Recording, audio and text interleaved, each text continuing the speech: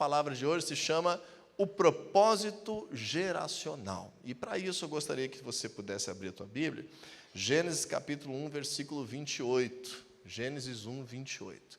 Nós vamos falar deste propósito geracional, essa nomenclatura um pouco diferente, quem sabe, daquilo que a gente espera quando entra na igreja, quando vai à igreja. Nós temos várias ideias erradas sobre a igreja, que é aquilo que o mundo espera que a igreja seja e faça, mas nós precisamos, como igreja, ser aquilo que a palavra de Deus espera que nós sejamos e façamos. E o propósito geracional é uma coisa muito presente na palavra de Deus. Por causa disso, eu gostaria de compartilhar contigo hoje essa palavra especial. Então, em Gênesis capítulo 1, versículo 28. Todos acharam aí? Está na primeira página da tua Bíblia.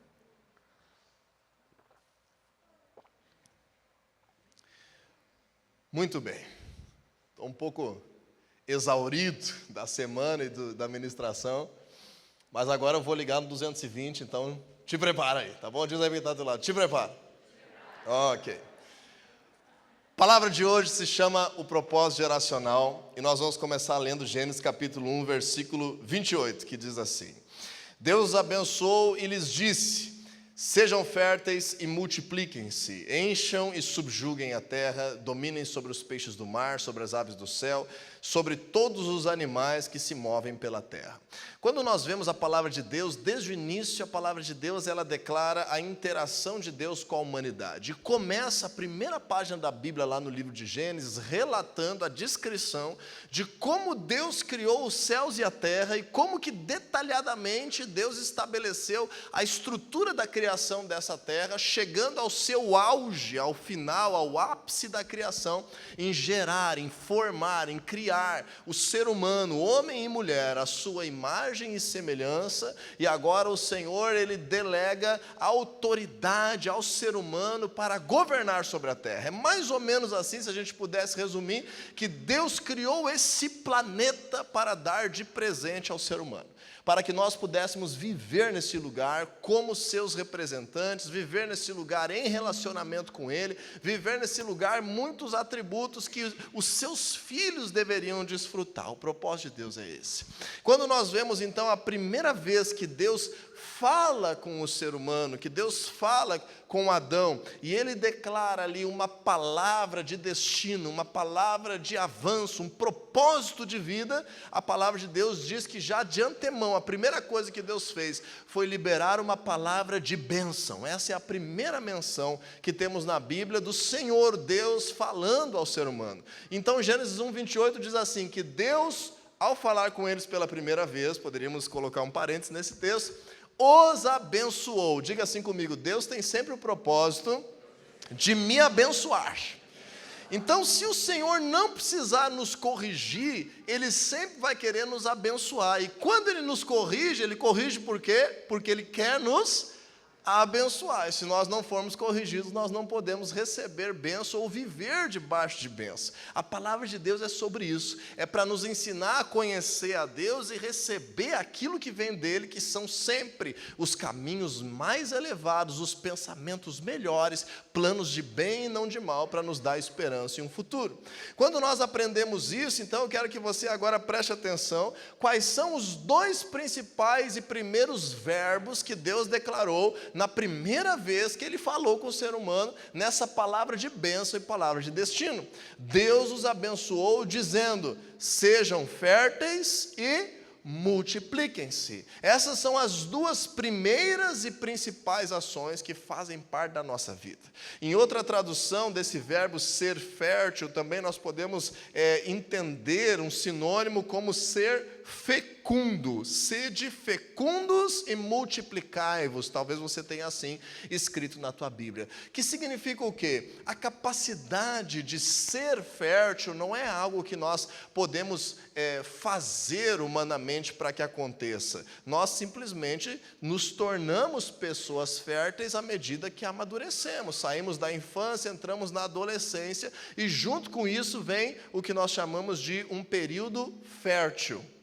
Mas entendendo um pouco melhor Gênesis 1, 28, na outra tradução um pouco mais tradicional, a palavra de Deus está dizendo assim: sejam fecundos. O que isso significa? Você saber que é fértil e usar da tua fertilidade para gerar o novo. E quando eu falo gerar o novo, eu não estou falando de uma coisa só. Gerar o novo pode ser a geração de filhos naturais, pode ser a geração de filhos espirituais, mas também pode ser a geração de tantas outras coisas que Deus nos dá a capacidade de criar. O nosso Deus é um Deus criador, e Ele nos dá essa fertilidade, nos dá essa imaginação, nos dá essa capacidade de trazer à existência coisas que não existem. Essa é a primeira coisa.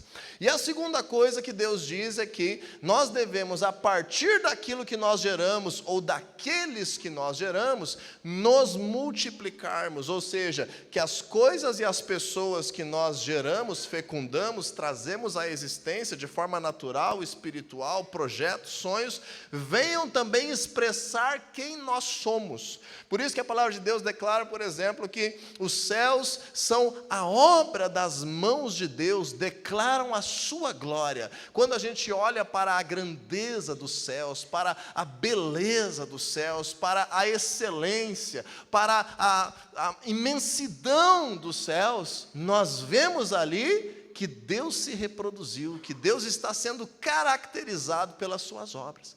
Da mesma forma, o nosso trabalho deve nos caracterizar. Da mesma forma, a nossa forma de ser nos caracteriza. Eu não sei se você tem intimidade com algumas pessoas a tal ponto, eu percebo alguns detalhes nas pessoas, sabe? E não sei se você também percebe a tal ponto que quando você ouve os passos de alguém chegando, você já sabe quem é. Você conhece alguém desse jeito? Tem gente que caminha mais suave, tem gente que caminha mais pesado, tem gente que respira mais forte, tem gente que gosta de fazer alguns barulhinhos enquanto fala, enquanto conversa, e a gente vai pegando o quê? Que aquilo é a imagem da pessoa, é a sua representação, aquilo são as suas características sendo expressas no seu comportamento, na sua linguagem, no seu trabalho, nas coisas que faz. Por exemplo, nós temos tido muito relacionamento na atualidade com a criação de artes visuais. E aqui na igreja nós temos toda uma equipe que cria as artes visuais da igreja. Em alguns casos, eu olho para um folder que foi feito e eu consigo dizer quem foi que fez. O que significa isso? Que os detalhes, as características daquele trabalho multiplicam a personalidade daquela pessoa. Da mesma forma, se nós formos olhar para uma esfera um pouco mais complexa, os nossos filhos naturais também expressam algo que nós geramos, alguém precioso, vida que nós multiplicamos. Nós multiplicamos e enchemos a terra e causamos um legado quando nós geramos filhos.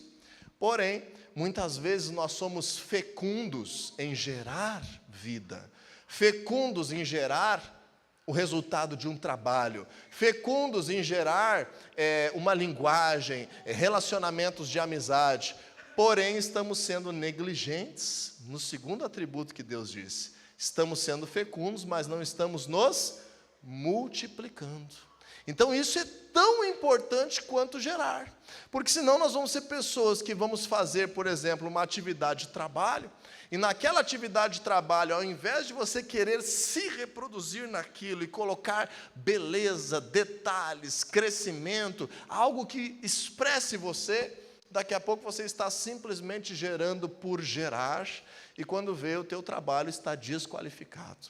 Da mesma forma, isso pode ser expresso nas nossas linguagens, nos nossos sonhos, nas coisas que nós fazemos para Deus na igreja, nas coisas que nós envolvemos em proclamar o reino de Deus, o evangelho, àqueles que ainda não conhecem, e inclusive em gerar filhos que daqui a 5 ou 10 anos, você olhe e esse filho, quem sabe, não é a tua representação. Isso que eu estou falando é algo muito triste, muito duro, porque é uma via de mão dupla, não é responsabilidade somente dos pais. Depois que os filhos crescem, têm maturidade e idade adulta, eles também são responsáveis pelos seus atos. Agora, é muito doloroso quando nós vemos que filhos foram gerados com tanto sacrifício, um preço tão alto foi pago, e agora o seu destino se desvirtuou. Não é uma multiplicação, é uma fecundidade sem multiplicação.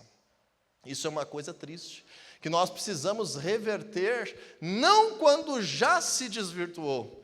Nós temos que reverter quando? Quando ainda está em um processo de formação. Então, quando nós aprendemos isso, na nossa vida espiritual não é diferente. A nossa vida espiritual, nós também somos gerados, nós também nascemos para Deus por meio de Jesus. Porém, aquilo que nós fazemos depois que nós nascemos é tão importante quanto receber a salvação por meio de Jesus. Então, eu gostaria de que você pudesse abrir tua Bíblia num outro texto, que é Mateus capítulo 28, versículo 19 e 20. Jesus, no final do seu ministério, e final mesmo, porque Jesus já tinha inclusive morrido e ressuscitado como ser humano, ele agora aparece aos seus discípulos e ele libera uma palavra de destino. É como se pudesse repetir aquilo que Deus fez para Adão, como se dissesse assim: Jesus os abençoou dizendo, é que ele estava dando um destino, um rumo para os seus discípulos, algo que eles deveriam focar em fazer. E diz ali em Mateus 28, 19, portanto, vão e façam discípulos de todas as nações, batizando-os em nome do Pai, do Filho e do Espírito Santo, ensinando-os a obedecer a tudo o que eu ordenei a vocês. E eu estarei com vocês até o fim dos tempos. O que nós vemos aqui de uma forma indireta? Eu não vou poder hoje ser exaustivo nesse assunto por causa do tempo, poderia te provar por vários outros argumentos bíblicos, mas te peço um voto de confiança aí, acredite em mim nisso que eu estou falando agora, que Jesus está falando, entre aspas, a mesma coisa que Deus falou para o ser humano no princípio. Por que Jesus precisou falar a mesma coisa? Porque Jesus agora está trazendo a restauração. Restauração por quê? Porque apesar de Deus ter dito esse mandato de domínio, esse mandato cultural, essa bênção existencial sobre o ser humano, nós sabemos no capítulo 3 de Gênesis que o ser humano acabou se afastando de Deus, que nós acabamos tendo uma vida infectada pelo pecado. E quando isso aconteceu, mesmo que seguimos crescendo e nos multiplicando, paramos de reproduzir várias coisas de Deus na humanidade. E a humanidade então começou a perder o seu propósito existencial. E foi perdendo o seu propósito existencial ao ponto que existiu o dilúvio. E o dilúvio extirpou a humanidade porque se perdeu completamente no seu propósito existencial. Deus deixou o pecado causar o seu efeito e nós já sabemos qual é o efeito que o pecado causa. É a morte, é a destruição de tudo aquilo que vem de Deus. Então, quando nós aprendemos e vamos lendo a palavra de Deus lá no livro de Gênesis, nós vamos percebendo que depois do dilúvio, Deus tentou recomeçar junto com Noé e sua família. E disse o que para Noé e sua família em Gênesis 9? Seja fértil e multiplique-se. Seja fecundo e multiplique-se. Noé foi o homem que foi encontrado justo, foi encontrado íntegro, foi aquele que Deus esperava que se aquele tipo de homem se multiplicasse, quem sabe daria certo. Mas o pecado continuou causando esse efeito destrutivo na existência humana, ao ponto que você lembra que lá na narrativa de Gênesis, no contexto de Abraão e seu sobrinho Ló, Abraão se separou de Ló, mas Deus tinha algo que ele se relacionava com Abraão, então Abraão estava se alinhando na sua vida, estava trazendo de volta os rumos para aquilo que Deus tinha. Ló se separou de Abraão, então Ló não estava conectado com Deus. Ao Ló se separar de Abraão, ele foi viver numa cidade, justamente que era a cidade mais pecaminosa que havia, a cidade de Sodoma. Então, o que aconteceu lá naquele ambiente? Deus destruiu aquele lugar.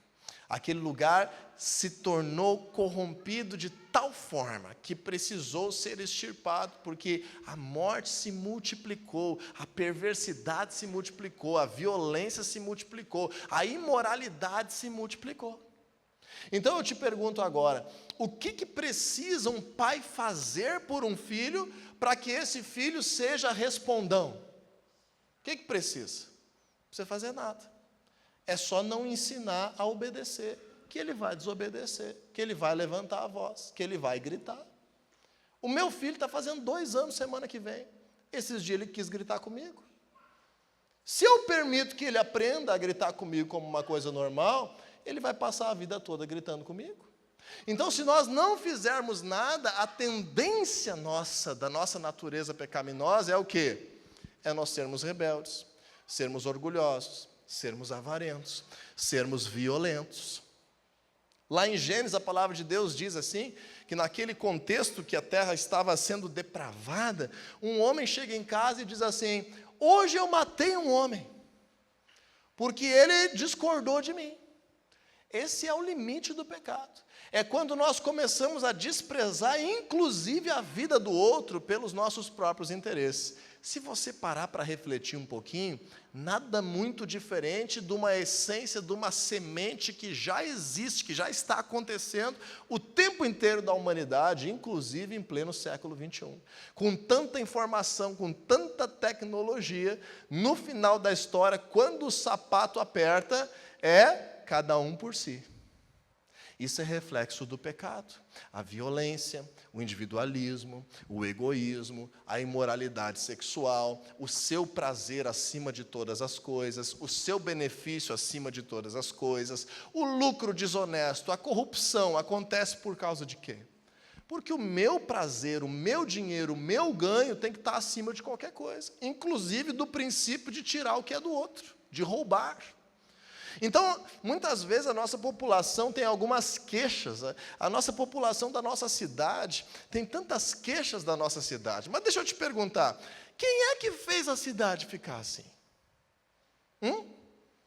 Nossa população brasileira fala tanto do Brasil, fala tanto dos seus políticos, dos seus princípios, mas deixa eu te perguntar, como é que foi? Se criaram, assim, governantes, políticos, corruptos, maldosos, interesseiros, e aí, de repente, você que veio da terra do nunca, foi exportado e caiu aqui, e somos vítimas agora. Olha só essa cidade, olha essa casa que eu moro, que bagunça essa casa. Quem é que fez essa bagunça? Olha essa família que eu tenho, que família que nunca tem harmonia. Quem é que está lá protagonizando os relacionamentos da família? Quem está lá? Somos nós mesmos. Então nós temos a tendência, sem Deus, de nos perdermos. Diga assim comigo: sem Jesus, eu estou perdido. Porque Jesus é que abre os nossos olhos para coisas que nós estávamos cegados. Talvez essa palavra de hoje está fazendo isso contigo, não por causa de mim, mas porque eu estou ensinando coisas sobre Jesus. Jesus abre os nossos olhos para coisas que nós não estávamos vendo. 2 Coríntios 4,4, a palavra de Deus diz assim: o Deus deste mundo, o diabo, ele cega o entendimento das pessoas. Satanás trabalha dessa forma, a gente vai caminhando para o precipício achando que está arrasando. Vai caminhando para o divórcio achando que é o galo. Vai caminhando para a pobreza achando que é o dono do nariz, que sabe fazer as coisas. É assim que o diabo faz, nos cega para trazer destruição e morte sobre a nossa vida. Então, por isso que eu digo que o que Jesus fez foi dizer de uma outra forma aquilo que Deus já tinha dito. Mas agora Jesus, ele nos faz restaurar tudo aquilo que essa natureza pecaminosa causa em um aspecto espiritual e pela fé nele. Então, se eu não conseguia trazer bênção de crescimento e multiplicação para dentro do meu casamento de forma humana, o que Jesus faz agora? Me ajuda a restaurar. Se eu não conseguir causar a minha imagem e semelhança sobre os meus filhos, estão se perdendo, o que Jesus me ajuda agora? A restaurar esse relacionamento. Mas talvez o meu filho está se perdendo justamente porque eu também não fui um modelo, eu não fui um cristão, eu não fui uma pessoa correta. Ele não teve um bom pai, então agora o que eu tenho que fazer? Me restaurar também. E Deus vai agindo em todas as áreas da nossa vida, nos ensinando a ser quem nós deveríamos ser. E isso requer o quê, pessoal? Primeiro, fé em Jesus, que somente por meio dele é que essa cegueira vai embora. E nós recebemos poder de Deus para transformar a realidade. Qual é a segunda coisa que precisa? Humildade para fazer diferente o que sempre fez. Humildade para se voltar para a palavra de Deus e dizer: bem, eu estou aí com 37 anos e fiz errado a vida inteira, agora eu vou obedecer a palavra de Deus. Vai dar certo em nome de Jesus. Isso requer o quê? Humildade. Por que muita gente está dentro da igreja e não muda o fruto da sua vida? Porque o coração está endurecido. Porque diz assim, tudo bem que a Bíblia faça assim, mas eu não creio. Eu sei como é que se tem que fazer. Eu é que sei como é que se governa uma casa. Eu sei como é que se administra um dinheiro. Eu é que sei como é que se trata uma esposa. Eu é que sei como é que se lida com o trabalho, com o chefe lá. Não é a palavra de Deus que sabe. A palavra de Deus tem que vir me perdoar dos meus pecados. A palavra de Deus tem que vir e me dar vida eterna, porque é isso que eu quero da palavra de Deus, é a parte que eu quero. Não funciona assim. Não funciona assim. Ou o Senhor Jesus é o Senhor de toda a nossa vida, ou existe alguém sendo esse Senhor. Ou uma pessoa, ou um namorado, ou um político, ou um youtuber, ou às vezes o nosso próprio ego. E aí ou nós estamos, ou nós não estamos sendo restaurados. Por isso que quando Jesus termina a sua obra, o que ele diz? Agora, vocês precisam gerar novas vidas e multiplicar aquilo que eu dei para vocês nessas pessoas que serão geradas. E é isso que nós estamos falando hoje, é isso que nós estamos intitulando como o propósito geracional. Então agora vê comigo aí nas entrelinhas de novo, vamos projetar de novo? Mateus 28, 19, Jesus está dizendo assim, para quem? Para os seus discípulos que ele formou, para os seus apóstolos que ele passou ali 24 horas por dia praticamente, não dá para dizer exatamente assim, mas que ele deu toda a sua atenção, a prioridade do seu ministério. Ele se multiplicou naqueles 12, que agora são 11, porque um traiu Jesus e se matou. Ele se multiplicou naqueles 11. E agora ele aparece a estes e diz assim para eles, vão agora vocês e façam discípulos de todas as nações, batizando-os em nome do Pai, do Filho e do Espírito Santo. Você que já é crente aí, o que significa o batismo? É o novo nascimento. O batismo é o novo nascimento. João capítulo 3, versículo 5, é necessário nascer de novo para entrar no reino de Deus. Então, se o batismo é o novo nascimento, quando Jesus está dizendo, vão e façam discípulos de todas as nações, batizando-os, o que ele estava dizendo? Vocês precisam pregar o evangelho, aquele que crê será batizado e vai nascer de novo. E aí, quando nasce um bebê, a geração está vindo. A próxima geração está existindo. Nós somos aqui uma próxima geração com relação àqueles que nos geraram em Cristo. Nós somos uma próxima geração também de uma forma natural, humana, com relação aos nossos pais. Tanto que os nossos pais podem ser chamados dos nossos genitores. Os pais são os genitores, são aqueles que geram, são aqueles que causam uma nova geração existindo no mundo. Hoje a gente está vivendo dias de um individualismo tão grande. Como diz a palavra de Deus, os amantes de si mesmos. É tão grande o nosso individualismo que nós queremos ser jovens para sempre. Já cantava o Chaves. Ser jovem ainda, jovem ainda, jovem ainda. Chaves começou a causar isso na nossa cultura. Um senhor de 50 anos, que se imaginava como um guri de 8. Um outro de 40, desse tamanho, que ia para a parede. Quando as coisas davam errado. Então as pessoas querem ser eternamente jovens. É bom ser jovem? Claro que é bom ser jovem. A gente está confundindo. Nem sempre é bom ser jovem. Às vezes é melhor ser criança. E normalmente é muito melhor ser adulto. O que é bom? É bom ter energia. É bom ter vigor. É bom ter disposição. E a gente associa que isso só quem tem é o jovem. Mentira.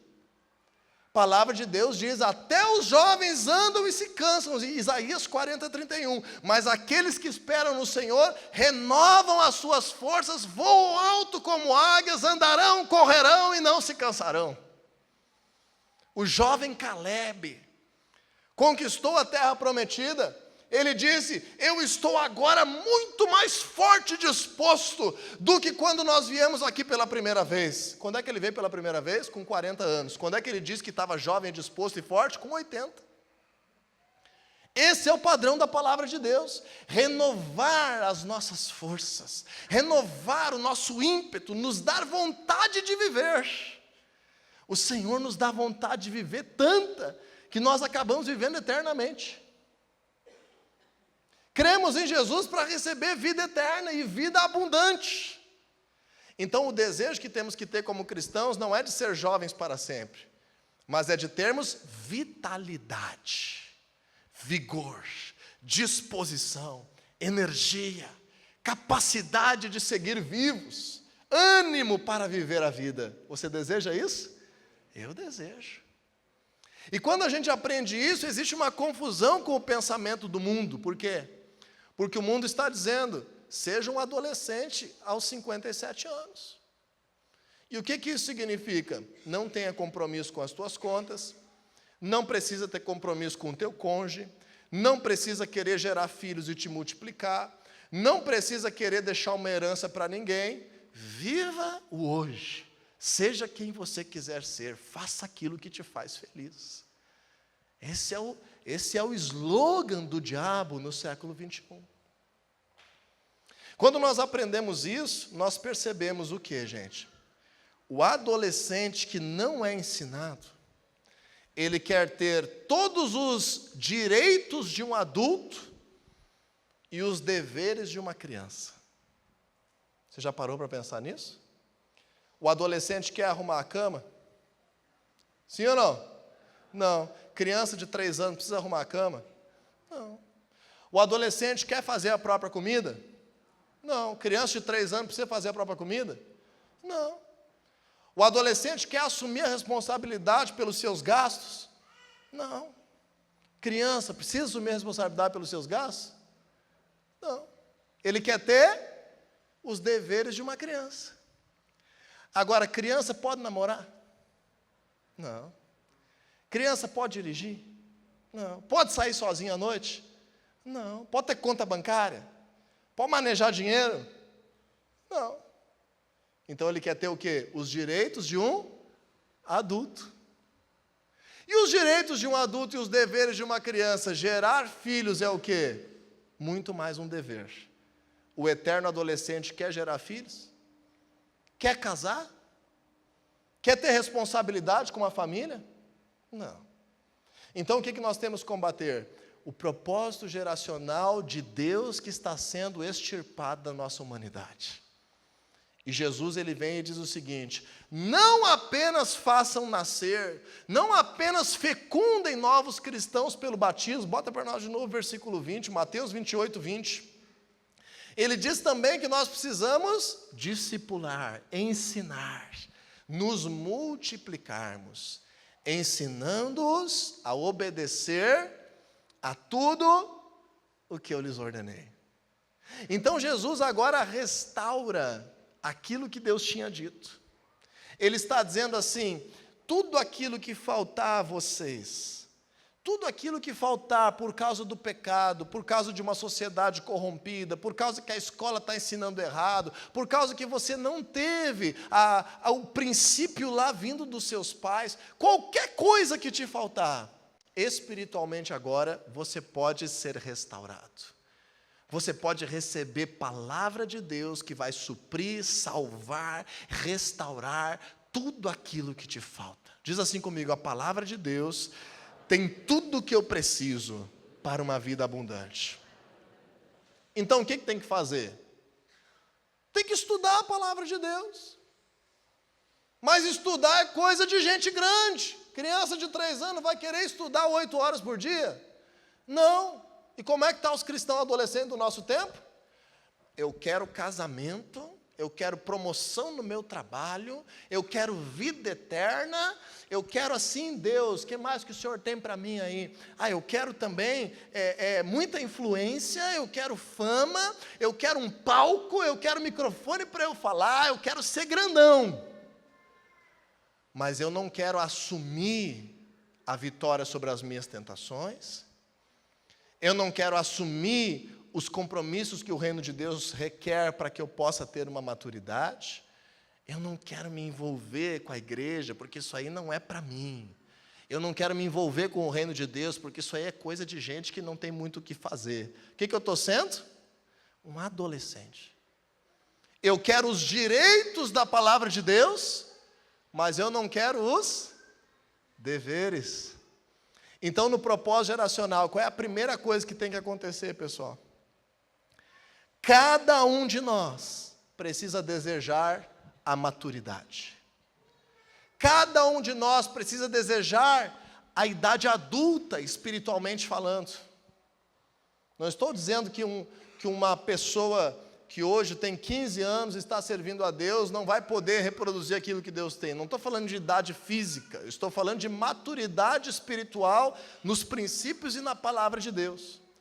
Então pode ter um jovem, adolescente, fisicamente, que é maduro espiritualmente, e pode ter um senhor de 70 anos, que é um bebê espiritual. Está entendendo isso, pessoal? Está claro isso? Então, o que em primeiro lugar, antes de apontar para o outro, o que nós temos que fazer? Eu tenho que sair desse lugar e eu tenho que caminhar em direção à maturidade. É fácil caminhar sozinho em direção à maturidade? Não.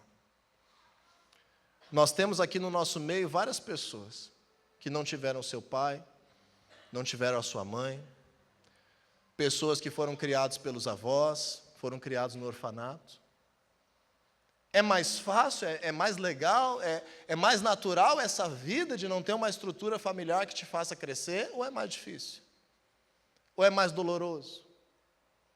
Da mesma forma, será que é fácil, natural, eu ser nascido em Jesus por meio do batismo e eu chegar à maturidade sozinho, por mim mesmo? Não é.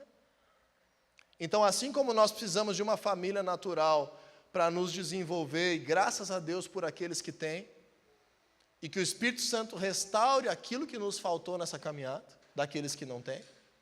Da mesma forma, nós precisamos também de uma família espiritual que nos faça aprender a falar, dar os primeiros passos, entender os perigos, crescer, assumir responsabilidades, vencer o mal, conhecer a Deus. É muito mais fácil por meio de uma família. Só que agora nós estamos falando de uma família espiritual. Bem-aventurado é você, se você for uma raridade. Pergunta aí para o teu irmão aí, diz aí para o teu vizinho aí, você é uma raridade ou não? Tem uma canção que diz, você é um espelho, que reflete a imagem do Senhor. Raridade. Você é raro só de ser santo em Jesus, mas não é disso que eu estou falando.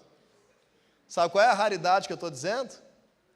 É você ser alguém que teve a graça de ter pai e mãe presentes o tempo todo na tua vida e servos de Deus, que te ensinaram até a idade adulta o caminho que você deveria andar. Quantos aqui podem dizer que tiveram isso na sua vida? Uma pessoa? 2? 3, 4, 5.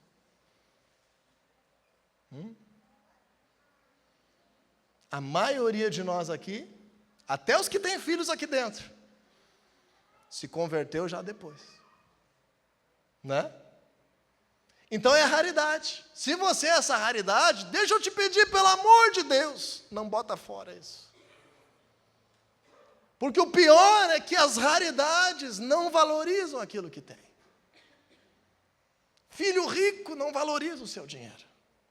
Você é riquíssimo se você cresceu e amadureceu, sendo os teus pais espirituais também pais naturais. Meu Deus, tua casa servindo a Deus. Teus pais te ensinaram a orar. Teus pais te ensinaram a palavra de Deus. Teus pais te livraram do mal. Infelizmente, isso é raridade. Em nome de Jesus não vai ser. A família da fé daqui a uns dias vai ter 50 anos de história e vamos ter uma família de raridades aqui. Porque você hoje está crescendo em Jesus, vai gerar os teus filhos ensinando o caminho que devem andar. Enquanto isso não acontece, do que a gente precisa? Apesar de pais naturais, ou a falta deles, que não crê em Jesus e devemos honra e respeito e todos os princípios bíblicos, ok? Não é aí que nós vamos aprender os princípios espirituais. É aonde? Na família espiritual. E o que é a família espiritual? Tcharam! É por isso que nós temos um nome lá na frente, na placa lá. A placa está velhinha. Quem vê cara não vê coração. Como é que chama o que está escrito na placa lá? Família da fé. Porque você tem que conceber isso, os relacionamentos, especialmente aqueles de confiança, de amor, de discipulado dentro da igreja, são uma família espiritual. E o que a família espiritual tem a responsabilidade de fazer? Gerar novos filhos e ensinar o caminho que deve andar, até que quando cheguem à maturidade, represente essa multiplicação. Por isso, deixa eu te dizer hoje, eu tenho muito assunto para falar sobre isso, mas a palavra já está acabando, então nós vamos continuar num outro momento. Deixa eu te dizer hoje, não desperdice a oportunidade que Deus te deu de crescer por meio dele, através da tua família espiritual. Eu não estou te dizendo para você negar a tua família natural, não estou te dizendo para você desprezar, desonrar aqueles que são parentes, e especialmente pais e filhos que se devem uma relação de honra, não é isso que eu estou dizendo. Eu estou dizendo para você não desperdiçar a oportunidade de caminhar em discipulado com pessoas que conhecem a Deus antes e que podem te ajudar a crescer em direção à maturidade, ensinando a obedecer tudo aquilo que Jesus ordenou. Por que isso é importante, pessoal? Porque senão daqui a 10 anos, quem sabe eu estou falando aqui com jovens, temos vários jovens adolescentes, jovens casais, daqui a 10 anos vão ser os teus filhos naturais que vai ser criança, que vai precisar dessa instrução.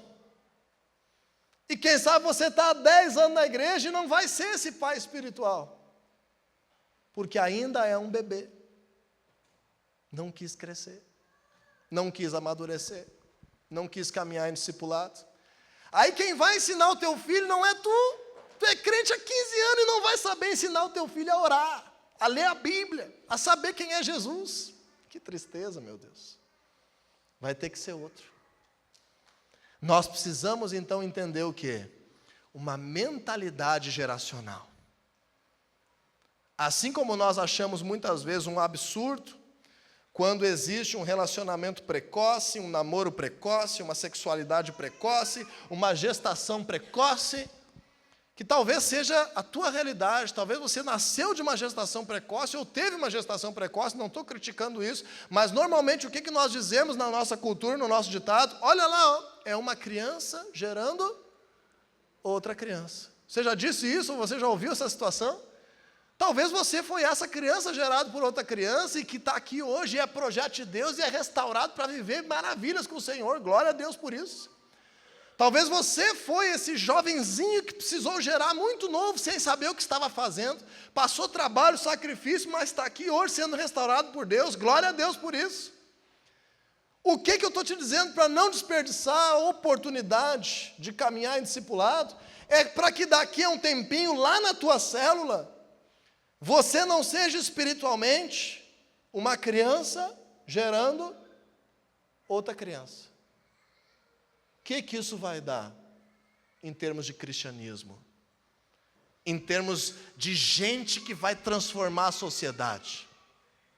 De pessoas que conhecem o seu Deus, que vão operar milagres, que vão se levantar para dizer, olha, a minha cidade não era tão boa assim, mas agora nós temos milhares de cristãos aqui e ela tem sido transformada pelo poder de Deus. Porque no Brasil é isso que nós temos. É isso que nós temos, gente. 40, 50 milhões de evangélicos. Crianças. Coniventes com a corrupção. Coniventes com a imoralidade sexual. Coniventes com a mentira. Coniventes. vivendo uma vida e reclamando. Agora vamos voltar para o início, que eu já passei do meu tempo. Reclamando daquilo que é a nossa responsabilidade fazer. Meu Deus, essa família, essa casa. Aí tu adolescente chega em casa hoje, pá, mas esse quarto é uma bagunça. Ô mãe! Não, meu querido. Direitos de adulto, deveres de criança, não mais. Começar a treinar para crescer, começar a treinar nos deveres também. Quando nós aprendemos isso, nós trazemos isso para a prática na vida com Deus, ao evangelizar pessoas, no amor pelo perdido, nas práticas dentro de casa, na forma de educar os filhos, no trato de marido com mulher, quando reage às tentações, nas propostas que o mundo dá, nós vamos sendo amadurecidos. Como é que faz isso? Caminhando com a família espiritual, crescendo em discipulado. E isso eu chamo de um propósito geracional que a igreja carrega. Todos nós precisamos entender que fase da vida de fé nós estamos e o que falta para nós termos a maturidade. E agora, cheguei na maturidade, o que acontece? Lá, eu sou maduro, tu não é. É assim? Bom, aí não chegou ainda. Se fizer assim, sinal que não chegou ainda. O que acontece? Agora eu posso gerar outros. E aí eu vou causar no outro, dia após dia, a mesma coisa que foi causada na minha vida. Então vamos terminar com um texto bíblico. Tem que perder essa mania de dizer que está terminando. 2 Timóteo 2:2. Não enganar ninguém, né? 2 Timóteo 2:2. Diz assim a palavra de Deus: e as palavras que me ouviu dizer na presença de muitas testemunhas, confie a homens fiéis, que sejam capazes de ensiná-las a outros. O que é uma igreja em células? A família da fé é uma igreja em células. O que é uma igreja em célula? Quem é líder de célula que está liderando uma célula? Levanta a mão bem alto, deixa eu ver, com orgulho, levanta a mão. Olha aí, quanto líder de célula aí. Quem hoje é parte do grupo dos líderes em treinamento? Levanta a mão com orgulho no peito, levanta a mão aí. Aê, olha que gente bonita. Quase 80 pessoas hoje, ou é líder em treinamento aqui na família da fé. O que significa isso? Isso significa que por ser uma igreja em células, nós fazemos o quê? Formamos pessoas, discipulamos, ensinamos a palavra. Quando essa pessoa está num ponto de maturidade suficiente para gerar outros, ela pode fazer isso. Então, os líderes de célula são pessoas que se multiplicam em outros. Ninguém de nós é perfeito, mas todos nós precisamos desejar viver um propósito geracional. Porque a vida é muito curta. A vida é muito curta. Os anos passam muito rápido. As décadas passam rápido.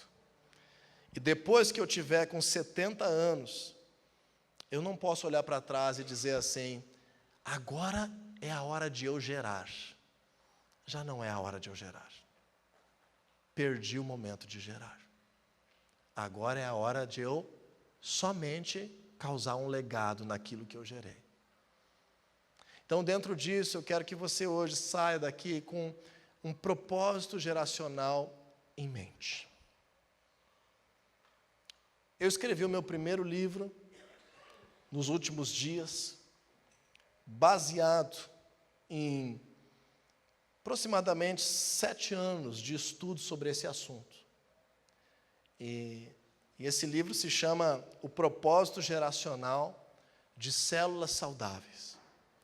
Justamente porque eu entendo que a célula é a nossa família espiritual de base. A célula é a família espiritual que nós temos mais perto para causar esse fazer nascer novos cristãos e fazer crescer. A igreja dá suporte para isso. O que eu estou dizendo hoje te alimenta para aquilo que tu vive na tua relação mais próxima de discipulado com alguém. Te alimenta para aquilo que tu vive evangelizando uma pessoa lá fora, lá na terça-feira, lá no teu trabalho. Nós damos um suporte como coletivo, nós temos treinamentos, nós temos vídeos, nós temos rede social, nós temos podcast, nós temos tanta coisa que nos dá suporte. Mas, para mim, a célula é a nossa verdadeira e mais próxima família espiritual. Essa aqui é a nossa família extensa. É tipo ir na casa do bisavô com todos os tios, primos, sobrinhos, netos, bisnetos. Domingo, é isso que a gente faz. E quando a gente aprende isso lá na célula, nós precisamos gerar aqueles que ainda não conhecem a Cristo. Aqueles que são gerados precisam ser amamentados, como diz a palavra de Deus, com o leite espiritual que gera a salvação. Aqueles que são amamentados precisam ser educados com princípios fundamentais que vão fazer parte de toda a sua vida. E aqueles que são educados precisam ser treinados, agora para justamente se reproduzir o chamado, e vai chegar à maturidade com a multiplicação. Eu vou fazer algumas ministrações sobre isso nos próximos dias, mas gostaria de hoje te estimular a começar a estudar mais esse assunto. Por quê? Primeiro, para que você entenda em que fase da caminhada com Jesus eu estou. Segundo, para que você possa desejar a maturidade que te leva à multiplicação. Terceiro, para que você sempre possa olhar para trás e ajudar aqueles que estão vindo a crescerem também, assim como alguém te ajudou. Por isso o propósito geracional é tão importante.